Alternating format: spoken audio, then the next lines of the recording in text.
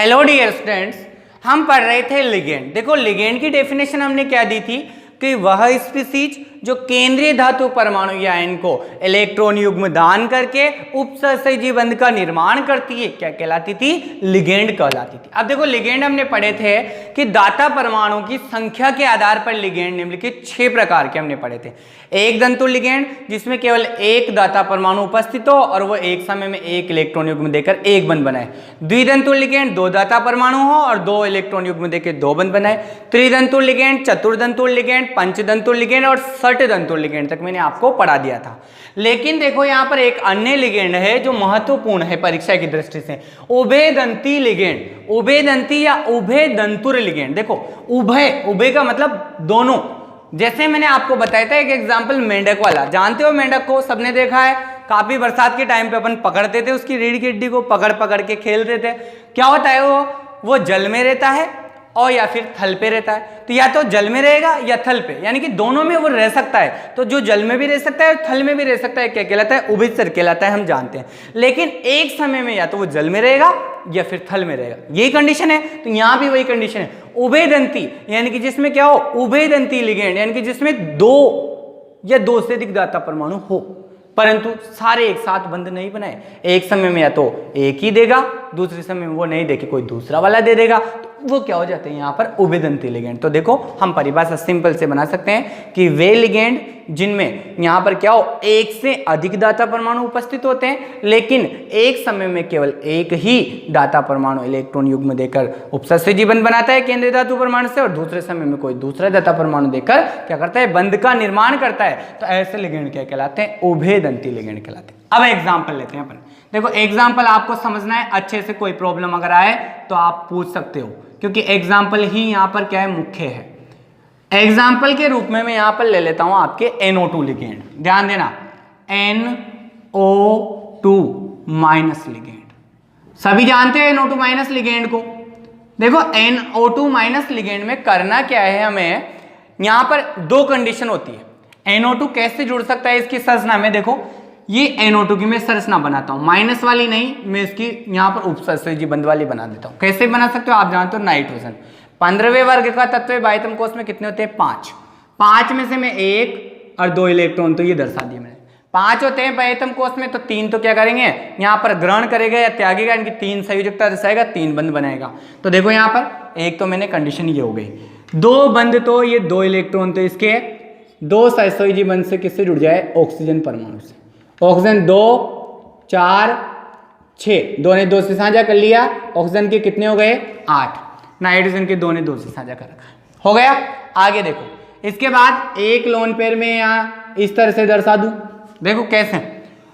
NO2 minus, एक nitrogen है, 2 oxygen है, एक माइनस चार्ज। माइनस चार्ज का मतलब इसके पास एक इलेक्ट्रॉन एक्स्ट्रा है। तो नाइट्रोजन के पास कितने इलेक्ट्रॉन थे? 15 वर्ग का है तो 5, परंतु इस माइनस का मतलब क्या है? एक इलेक्ट्रॉन और ग्रहण कर रखा है, इनकी टोटल कितने हैं? 6 इलेक्ट्रॉन है इसका मतलब। तो 2 4 और ये 2 यहां दर्शा दूं, कितने हो गए अब? 6। एक ऑक्सीजन परमाणु ये हो गया। ऑक्सीजन परमाणु को देखो 2 4 और ये 6, जानते हो एक लोन पेयर ये दे देगा, तो क्या हो जाएगा? जब साझेदारी के दोनों इलेक्ट्रॉन एक देता है उपसहसहजी बंध, तो ये एक उपसहसहजी बंध, इसके भी स्टक हो गया कंप्लीट, इसका भी हो गया, इसका भी हो गया। ये NO2 माइनस की संरचना है। माइनस नहीं लगाया मैंने क्योंकि उपसहसहजी बंध बना के यहाँ 5 की जगह कितने कर दिए? 1 2 3 4 5 6 कर दिए, यानी कि एक इलेक्ट्रॉन एक्स्ट्रा है तो माइनस को ही शो करता है। अब देखो यहां पर कंडीशन क्या है? ये कंडीशन कहलाती है नाइट्रो। समझना है, यही समझना है आपको, नाइट्रो कंडीशन कहलाती है। मतलब क्या है इसका?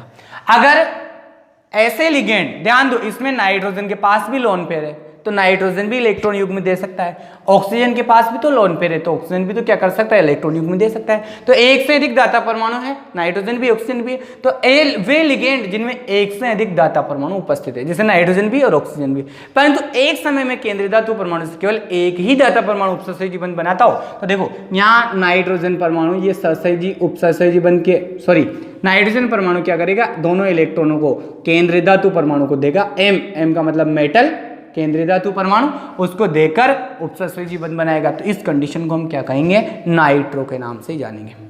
एंड दूसरी कंडीशन देखो क्या हो सकती है आपके पास? दूसरी ये हो सकती है NO2 की संरचना की पोजीशन कि N O, ध्यान देना NO2 बनाना है तो 2, 4 और 6, ये लोन पेयर को आप दर्शाओ या मत दर्शाओ, तो मैं आपको समझाने के लिए दर्शा रहा हूं। 2, 4, 6 ऑक्सीजन के, 2 से साझा किया 8 हो गए। नाइट्रोजन के कितने होते हैं बाय आयतन कोष में 5 रहेंगे, तो 5 रहेंगे तो देखो 2 तो हो गए हमारे पास, 2 ये 4 और यहां मैं क्या कर दूं 1 दर्शा दूं, तो कितने हो जाएंगे ये 5 हो गए। अब देखो 5 थोड़ी दर्शाने हैं मेरे को यहाँ पर, मेरे को यहाँ पे 6 दर्शाने। क्यों दर्शाने? क्योंकि नाइट्रोजन पे तो माइनस चार्ज है, यानी कि 5 की जगह 1 ग्रहण करका है 6, तो 2, 4, 6 हो गए।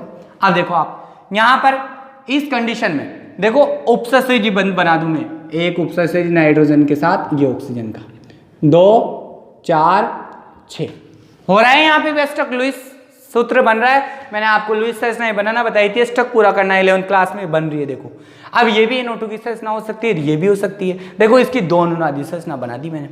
अब इसमें भी देखो ऑक्सीजन के पास भी लोन पेयर है तो ये भी दे सकता है, नाइट्रोजन के पास है तो ये भी दे सकता है। तो 2 दाता परमाणु, तो वे लिगेंड जिनमें क्या हो एक से अधिक दाता परमाणु, तो एक तो ये और एक ही हो गया ना, एक से अधिक, परंतु एक समय में केवल एक ही केंद्र धातु परमाणु के इलेक्ट्रॉन युग्म प्रदान करके बंध बनाता हो, क्या कहलाते? उभयदंती लिगेंड। तो ध्यान दो यहाँ तो नाइट्रोजन बना रहा था, यहाँ पे जरूरी थोड़ी नाइट्रोजन ही बनाए, ऑक्सीजन से बना के देख ले तो ये बंध उपसंयोजी और केंद्र धातु परमाणु दर्शा दिया, तो ये कंडीशन होगी। तो ऑक्सीजन की NO2 संरचना में अगर नाइट्रोजन इलेक्ट्रॉन युग्म देता है तो इसको क्या बोलते हैं? नाइट्रो, और ऑक्सीजन अगर नाइट्रोजन देता है तो इसको नाइट्राइटो बोलते हैं, नाइट्राइटो।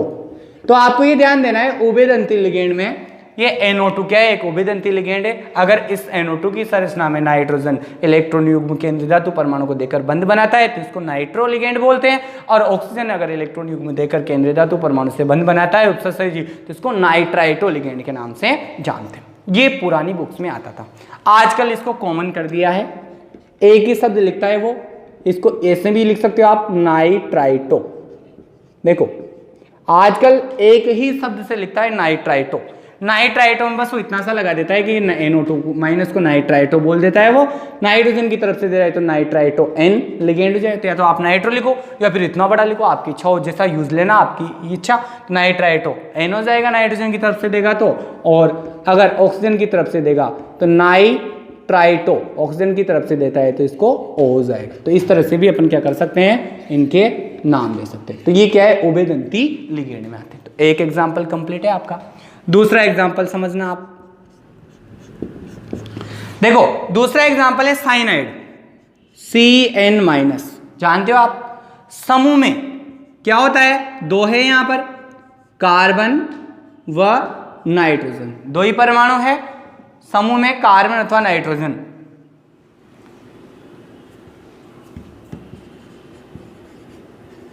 कार्बन अथवा नाइट्रोजन से बंधित होता है। कैसे? मतलब समझो आप भाई, साइनो जो समूह है यहां पर, साइनो या साइनिडो बोल सकते हो, कार्बन भी है नाइट्रोजन भी, दोनों देने में सक्षम है।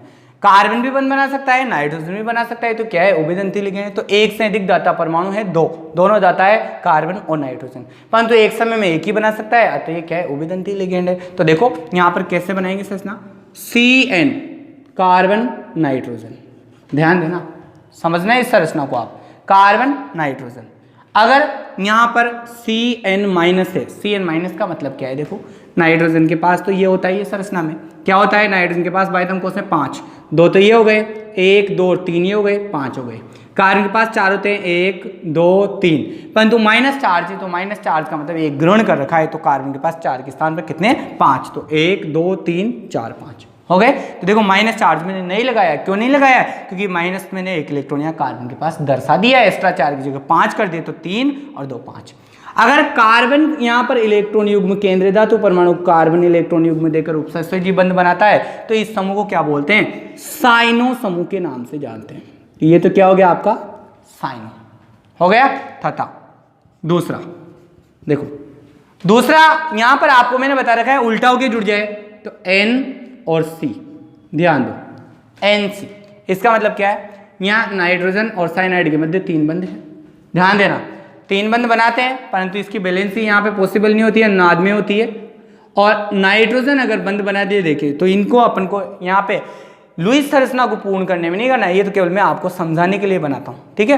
तो आपको तो इतना सा ध्यान रखना है कि अगर कार्बन देता है लोन पेयर तो साइन हो, और उल्टा हो के नाइट्रोजन केंद्रीय धातु परमाणु को देता है तो इस लिगेंड को क्या बोलते हैं, आइसोसाइनो बोलते हैं। तो ध्यान दो, वे लिगेंड जिनके पास 2 या 1 से अधिक दाता परमाणु, तो कार्बन भी है और नाइट्रोजन भी है, परंतु एक समय में एक दाता परमाणु केंद्रीय धातु परमाणु को इलेक्ट्रॉनिक गुण प्रदान करके उपसर्जक बंध बनाता है, दूसरी बार में दूसरा बनाता है, पर एक साथ दोनों नहीं बनाते, ऐसे लिगेंड क्या कहलाते हैं, उभयदंती लिगेंड। नाम हो जाएगा साइनो और इसका आइसोसाइनो। दूसरा एग्जाम्पल हो गया ये साइनाइड वाला।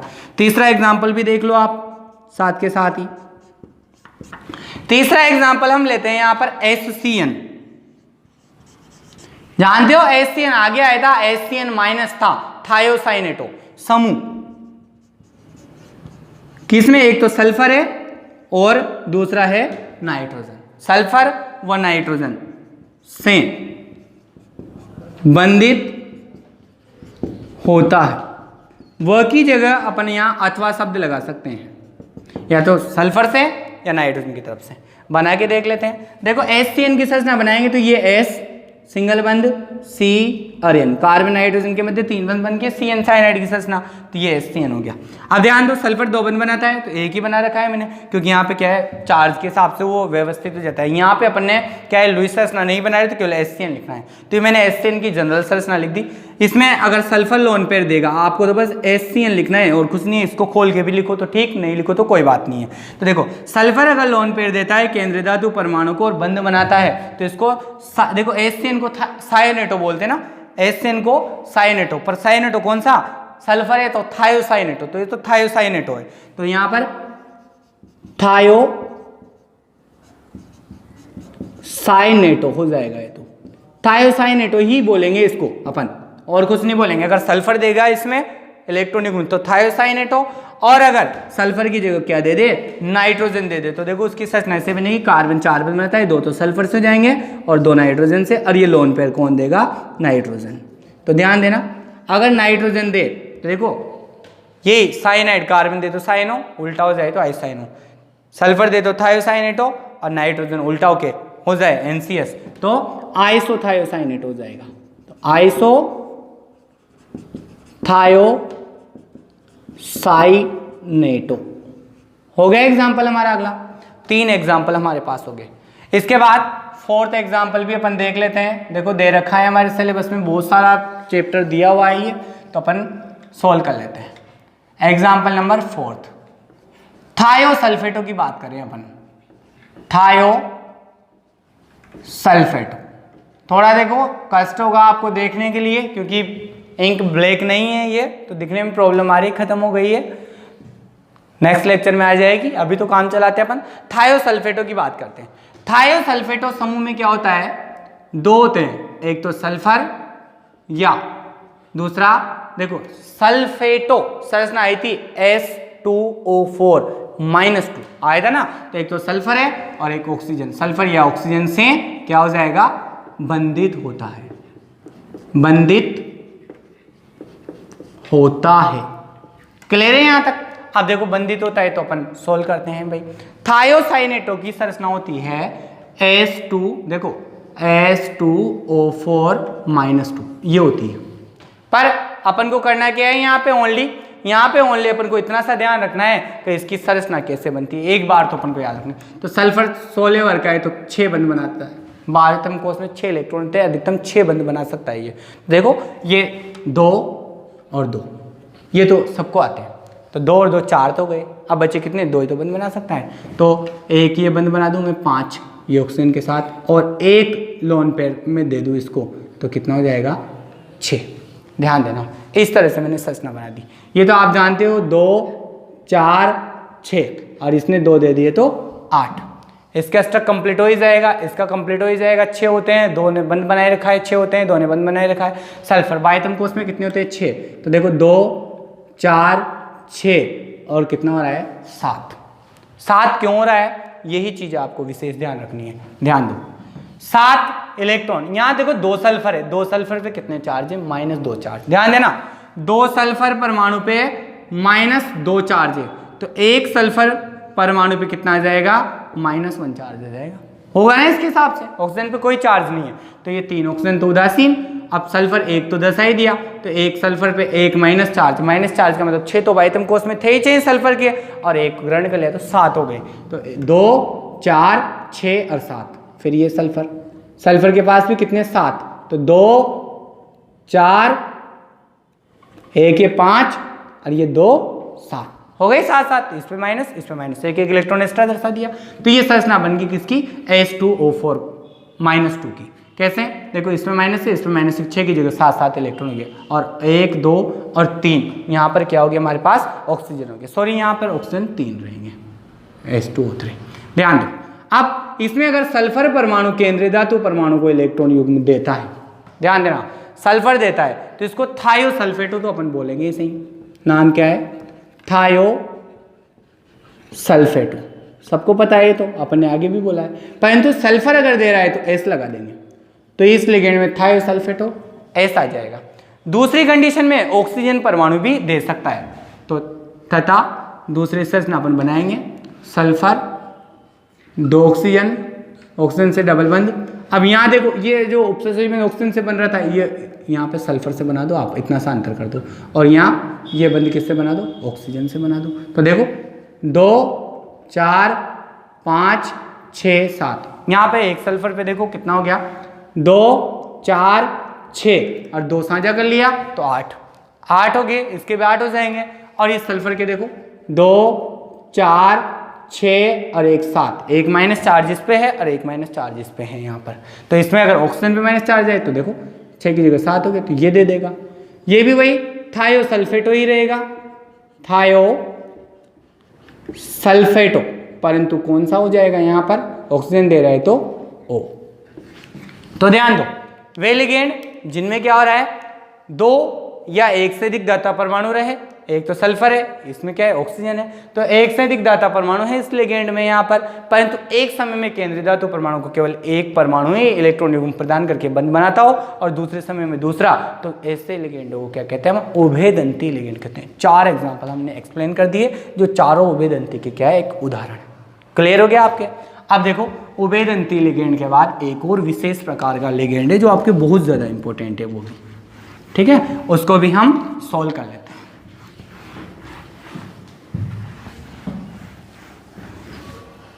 देखो लिगेंड है अगला important, chelate ligand. Chelate ligand काम की चीज है, आगे भी आपके काम आएगा, बस यहाँ पे आपको डेफिनेशन दी हुई है और एग्जाम्पल दिया हुआ है, समझते हैं अपन, और बहुत ज्यादा वेरी क्या है इंपॉर्टेंट है, ध्यान देना आप।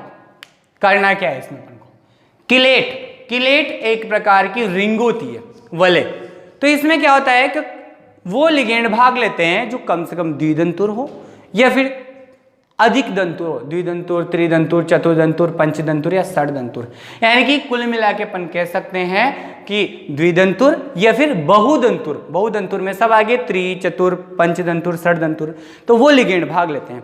तो वे लिगेंड या द्विदंतुर, जब कोई द्विदंतुर या उभयदंतुर लिगेंड केंद्रीय धातु परमाणु को क्या करता है, एक साथ अपने सारे दाता परमाणु का उपयोग उपसंयोजी बंध के निर्माण में करता है।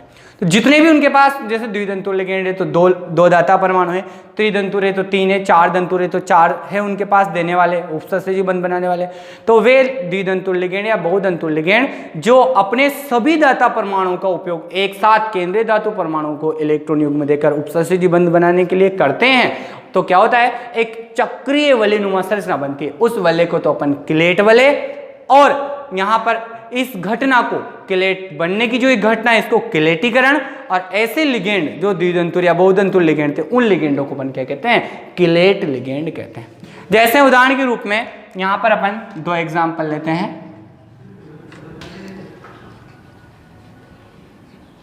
पहला ले लेते हम एथिलीन डाइएमीन, EN, एक तो ये हो गया हमारे पास, ठीक है। इसके अलावा आप ऑक्जेलेटो आयन ले सकते हो, ऑक्जेलेटो आयन, तो ये तो केवल एग्जाम्पल है, यहाँ पर। अब इन एग्जाम्पलों से अपन क्या है वलय भी बना के देख लेते हैं। जैसे फर्स्ट समझो आप, कॉपर परमाणु है, केंद्रीय धातु परमाणु है। इस केंद्रीय धातु परमाणु को एथिलीन डाइएमीन, ध्यान दो अब ये है, देगी और बंद बना लेगी, यौगिक बन जाएगा। इसके ऊपर +2 चार्ज है यहाँ पर, ये एक यौगिक है। ये एक किलेट वलय का क्या है उदाहरण है, ध्यान देना आप, किलेट वलय का उदाहरण है। अब आपकी बुक में तो इतना सा दिया हुआ है कि ये यौगिक है, किलेट वलय बन गई।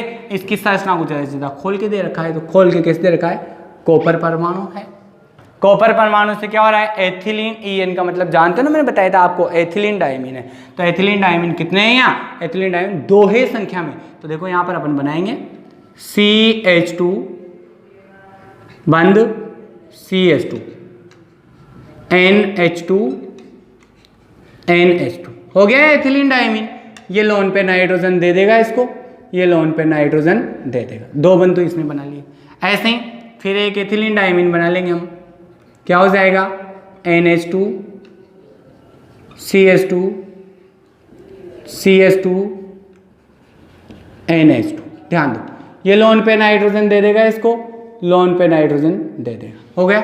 अब देखो पूरी संरचना में ये ethylene diamine, ethylene diamine, 2 ethylene diamine ने क्या कर दिया, एक साथ चारों जितने भी 2 थे सबका उपयोग एक साथ बंद बनाने में कर लिया। तो केंद्रीय धातु परमाणु चारों ओर से घेर कर ये वलयनुमा संरचना बन गई, घेर के बना ली ना, ये वलय हो गई। चार्ज कितना है पूरे संकुल पे, बड़ा कोष्टक लगाएगी ऐसे कैसे, इस पूरे संकुल को खोल के लिखा है +2 चार्ज है। ये आपकी जो वलय बनी है यही क्या है आपकी किलेट वलय बन गई चित्र।